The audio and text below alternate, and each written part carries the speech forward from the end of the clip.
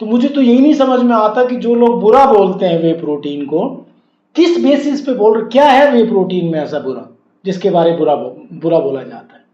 अब आते हैं इसकी परसेप्शन पे। वो शायद बुरा भी इसलिए बोला जाता है क्योंकि हम परसीव कैसे करते हैं।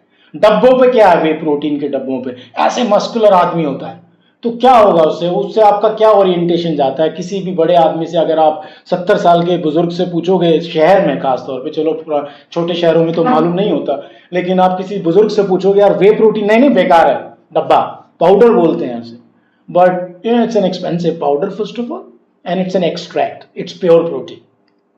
तो परसेप्शन ये है कि अगर आप जिम जाते हो तो आपको वे प्रोटीन खाना चाहिए, वो भी गलत है बिल्कुल।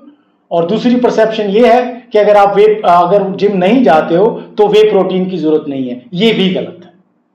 प्रोटीन की जरूरत ऐसे ही है जैसे आपको वाइटामिन की जरूरत है, जो हम वाइटामिन सी की टैबलेट खाते हैं। अगर कैल्शियम की कमी है तो आप कैल्शियम की टैबलेट खाते हो। लाइकवाइज अगर प्रोटीन की कमी है हमारे मील के अंदर तो हमें प्रोटीन की टैबलेट चाहिए, और चूंकि प्रोटीन की टैबलेट नहीं आती है तो उसका जो फॉर्म है, बेस्ट फॉर्म है, दैट इज वे प्रोटीन।